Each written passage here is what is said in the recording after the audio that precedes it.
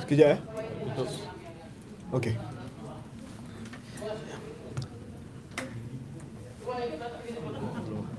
Masih lagi. Switch off the volume. Okay. I assure you you're not missing anything important there. Okay. Petang tadi Yang Amat Berhormat Perdana Menteri telah mempengerusikan Majlis Sains Negara.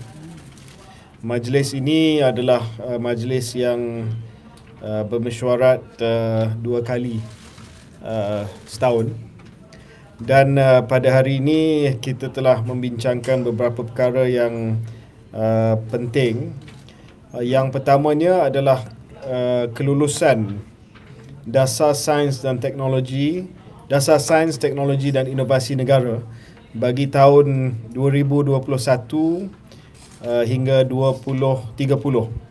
Ini disebabkan dasar sains yang sedia ada telah tamat pada tahun ini dan kita memerlukan dasar sains yang baru yang telah pun dipersetujui hari ini dan akan diangkat ke Jemaah Menteri. Satu Akta Sains, Teknologi dan Inovasi Negara akan digubal dan akan dibentangkan di Dewan Rakyat dan juga Parlimen pada tahun depan.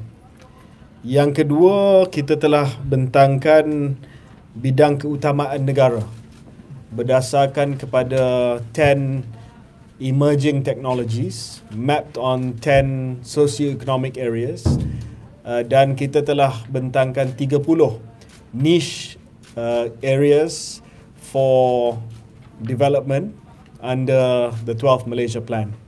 Dan paper ini pun telah diterima dan akan diangkat untuk dimasukkan ke dalam rancangan Malaysia ke-12.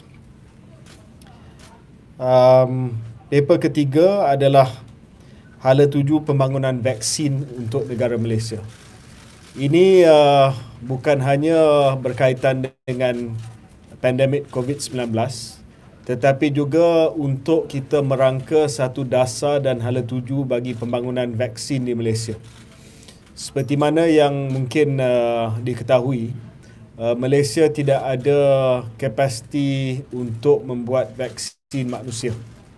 We don't have human vaccine manufacturing capacity in Malaysia at the moment. Dan ini menyebabkan kita tidak ada keselamatan dan kemandirian, vaccine security and self-reliance. Jadi keputusan Majlis Sains Negara pada hari ini adalah untuk Malaysia mendapat vaccine security and self-reliance dalam tempoh masa yang terdekat dan mesti dipertanggungjawabkan bersama dengan kementerian lain seperti Kementerian Kesihatan untuk menyediakan sebuah roadmap ke arah vaccine security and self-reliance. Roadmapnya akan kita sediakan dalam tempoh within the next 6 months dan kita akan umumkan how far away we are from being able to manufacture vaccine. Ini bukan COVID ya, ini just in general. We have no vaccine capacity, manufacturing capacity. COVID-19 ini telah mendedahkan bahawa this is a very very important area. Ini adalah sangat penting untuk Malaysia mempunyai kapasiti tersebut. Negara seperti Thailand, Indonesia ada kapasiti untuk membangunkan vaksin, tapi Malaysia tidak ada. Vaksin haiwan kita ada, tapi vaksin manusia kita tidak ada. Jadi Amat Berhormat Perdana Menteri has stressed the importance of Malaysia to be a human vaccine manufacturing country untuk jangka masa panjang. Untuk jangka masa pendek, saya ingin umumkan bahawa Yang Amat Berhormat Perdana Menteri telah setuju bahawa dua syarikat kerajaan, iaitu syarikat Duo Pharma yang dimiliki oleh Permodalan Nasional Berhad PNB, syarikat Pharma Niaga yang dimiliki oleh Baustat Holdings di bawah Lembaga Tabung Angkatan Tentera, telah setuju untuk kilang mereka digunakan untuk proses fill and finish bagi vaksin COVID-19. Berdasarkan kepada kajian daripada MOSTI dengan kerjasama KKM, kita dapati bahawa antara halangan besar untuk kita dapat vaksin COVID-19 selain daripada ujian klinikal dan sebagainya adalah proses fill and finish. Bila vaksin itu telah pun dibuat, proses untuk pembotolkan vaksin itu. Proses itu ada di Malaysia. Ada di Duo Pharma dan ada di Pharma Niaga. Dan saya telah melawat kedua-dua kilang, dan hari ini Yang Amat Berhormat Perdana Menteri telah setuju bahawa kilang tersebut digunakan sebagai proses fill and finish apabila vaksin COVID-19 ditemui dan apabila Kementerian Kesihatan Malaysia buat keputusan vaksin mana yang akan kita beli. Jadi kita akan beli daripada pembuat vaksin daripada luar negara, sama ada daripada negara China, negara US ataupun negara UK. Kita akan beli secara pukal, bulk purchase. Kita akan bawa balik ke Malaysia dan kita akan botol di sini. Ya. Dan ini akan mempercepatkan proses untuk kita menyampaikan vaksin untuk COVID-19 apabila ditemui nanti kepada rakyat kita. Kalau sekiranya kita nak tunggu proses fill and finish, pembotolan itu di luar negara, ia akan mengambil masa yang lama. Jadi ini satu option yang ada pada kita. Sekiranya vaksin itu adalah vaksin yang selari dengan kilang yang kita ada, maksudnya kilang kita boleh fill and finish inactivated vaccines, ya. Kalau vaksin yang berjaya itu adalah inactivated vaccine, kita boleh buat fill and finish di sini tanpa pelaburan yang besar dengan menggunakan kemudahan yang sedia ada. Okey. Ada apa-apa soalan? YB, yang penubuhan jawatankuasa tabir urus iaitu pembentukan roadmap pembangunan tu, adakah kepakaran luar negara turut akan digunakan pakai dari aspek vaksin? Buat masa ni untuk tujuan roadmap, kita akan menggunakan kepakaran tempatan, sebab ini hanya roadmap saja. Ya, roadmap sejauh mana Malaysia perlu buat pelaburan untuk membangunkan kapasiti. Namun demikian, apabila kita dah tentukan roadmap, sudah pasti kita akan bekerjasama dengan institut-institut pendidikan dan penyelidikan di peringkat antarabangsa untuk membangunkan our own national vaccine program. We have to work with kepakaran daripada luar. The roadmap will be prepared by MOSTI, MOH as well as universities in Malaysia. Tetapi dari segi the actual development of the vaccine research and development, clinical trials, manufacturing, yes, of course, we'll work together with international partners. Sekejap, jawab ni sains dulu. How would the two companies speak? Duo Pharma dengan Pharma Niaga? They are both government-linked companies, and they are the two companies that have accredited fill and finish facilities in Malaysia. Duo Pharma's fill and finish factory is not being used. Pharmaniaga's fill and finish factory is being used, but they have told us, the government, that they are willing to stop production and prioritize for COVID-19 when the COVID-19 vaccine is available. So this is an example of how we've been working together with our GLC's private sector to ensure that walaupun kita tidak ada manufacturing capacity untuk make the actual vaccine, but in terms of the fill finish capacity, we don't have to rely on other countries. Dan sekiranya kita akan offer fill and finish capacity ini juga kepada negara lain. Sebagai contoh, kita akan bekerjasama dengan Coalition of Epidemic Preparedness and Innovation (CEPI) to offer our fill and finish facility for other countries yang tidak ada facility yang sama. So once we fill finish for our people, then we offer the factory and the manufacturing fill finish capacity untuk negara-negara lain juga.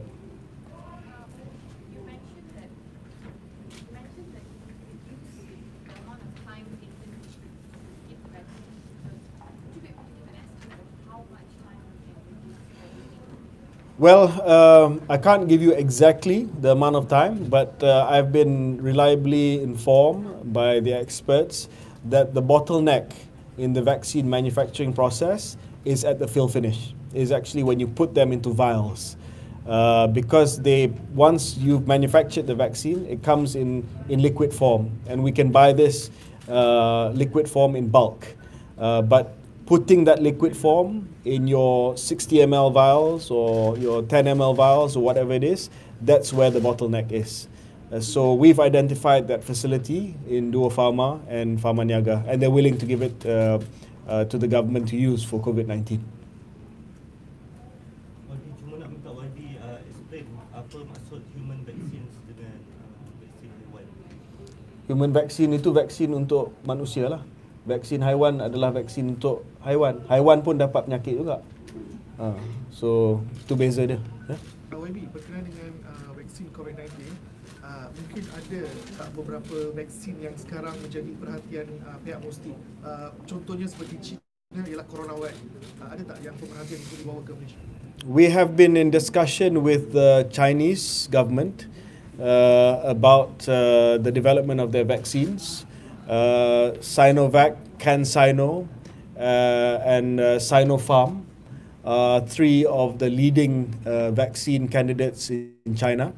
Saya pun telah mengadakan perbincangan dengan Duta China, dan saya juga akan mengadakan perbincangan dengan Menteri Sains daripada China tak lama lagi untuk kita melihat sejauh mana mereka pembangunan vaksin mereka, sebab mereka punya pembangunan vaksin semua dah sampai ke clinical trial stage 3. Jadi apabila Kementerian Kesihatan Malaysia rasa selesa that the Chinese vaccines are safe, they're effective, and that they are accredited, then we can start talking to the Chinese about purchasing, bulk purchase of the vaccines. But we're not there yet.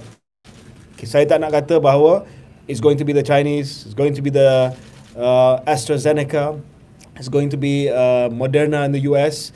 We don't know who's going to cross the finish line first. We are maintaining communications with all vaccine developers.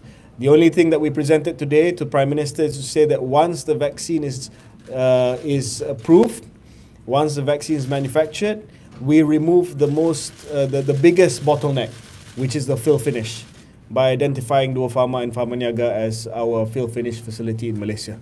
So as far as Malaysians are concerned, we still have to wait. I think it's still a long way away. We are talking to the Chinese. They are also, they had expressed initially their interest in using Malaysia as a site for clinical trials. Namun demikian, saya ingin melaporkan bahawa we were not considered as a site for clinical trials because we now don't have enough cases. Kalau dia banyak case, dia boleh buat trials di sana. So Brazil is a destination for one of the Chinese companies to do clinical trials. Malaysia unfortunately was not chosen sebab kita terlalu berjaya untuk menurunkan bilangan kes COVID-19. Initially we did. I was talking to the Chinese to have Malaysia as clinical trial site, tapi we missed that opportunity.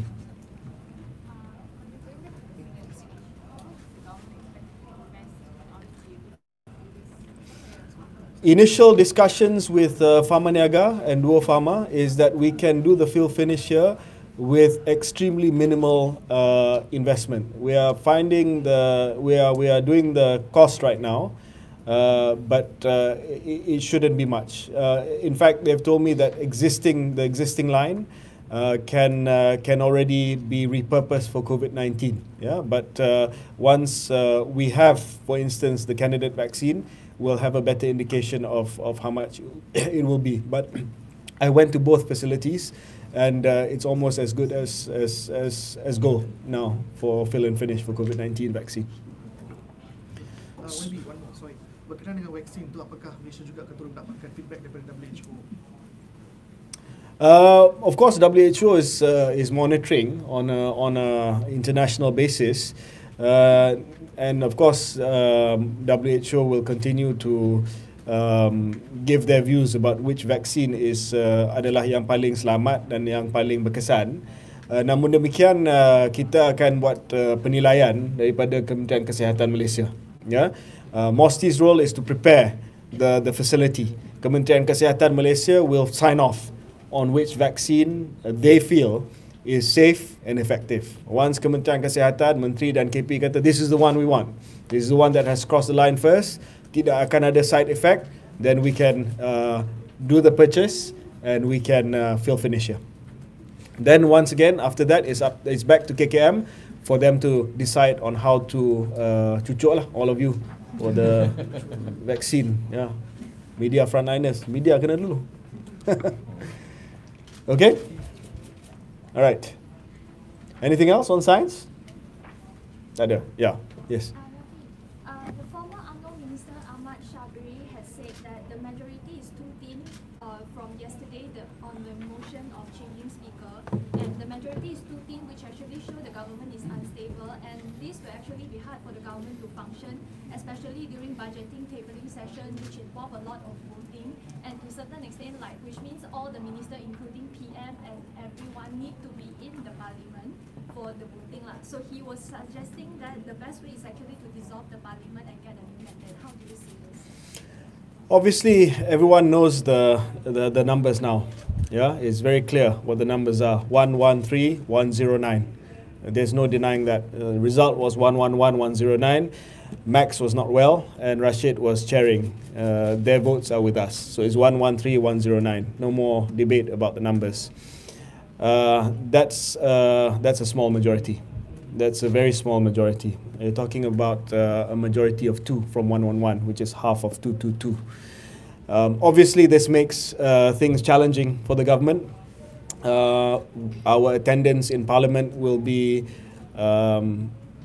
will be compulsory. We'll have to be here most of the time, terutamanya apabila berlaku undian, untuk memastikan bahawa segala rang undang-undang dapat diluluskan, terutamanya apabila sampai ke peringkat belanjawan. We must make sure that we can't even go to the toilet when voting takes place, because we might lose the bill. So, in a sense, Shabri is right. It makes governing a little bit more difficult. Is it impossible? No, it's not impossible. Of course, it's possible. We've already been tasked, ministers and deputy ministers, on our days that we have to monitor in Parliament. Of course, most of us are around this area. Tetapi ada hari yang kita compulsory attendance in the Dewan as ministers and deputy ministers. Kita dah susun jadual kita. So I feel that we are prepared in terms of attendance in Parliament. And I feel that we can conduct the business of government even with a slim majority. We can pass laws, we can still command a majority in Parliament, we can still carry out policies, the cabinet can still function. I feel that it is important that we overcome this phase of economic recovery before we even consider elections. This is a crucial part of the pandemic recovery, because it's to ensure that there are no new waves of infection. We've successfully brought down the infection curve. Active cases are down to 60 plus. We want to make sure that unlike other countries and cities, there isn't a new wave or cluster of infections. And most crucially, we want to make sure that economic recovery is underway. We know that the loan moratorium will expire in September. We're looking, and the Ministry of Finance is still discussing with the banks what to do with that. But we know that once the loan moratorium expires, there will be more challenges as far as the economy is concerned. So it's very crucial that the next few months we can continue to govern. And as I said, even with a small majority, it is possible to govern. Now, in the long term, economic recovery, it's important to stabilize the next few months to ensure that we have a strong recovery. But recovery will take more than just a few months. It will take maybe a year and a half. That requires a stronger mandate and a more stable government. Now, of course, the timing of the elections is entirely at the discretion of the Prime Minister. But I think as a member of the administration, I feel that once we've overcome this initial part of recovery, however long that is, a few months or maybe just under a year, we should look at a renewed mandate, because a stronger recovery for the economy will require a much more stable government. So the message today is we can govern. It's not a problem to govern with a majority of 2. I feel that we can still conduct the business of government. We need to focus on immediate recovery and prepare for the budget in November and the 12th Malaysia Plan in January. But I think in the medium term, it's always good to have a stronger mandate. Okay? All right. Thank you. Thank you. Okay. Okay. Luluskan nanti, tapi kita akan angkat lagi.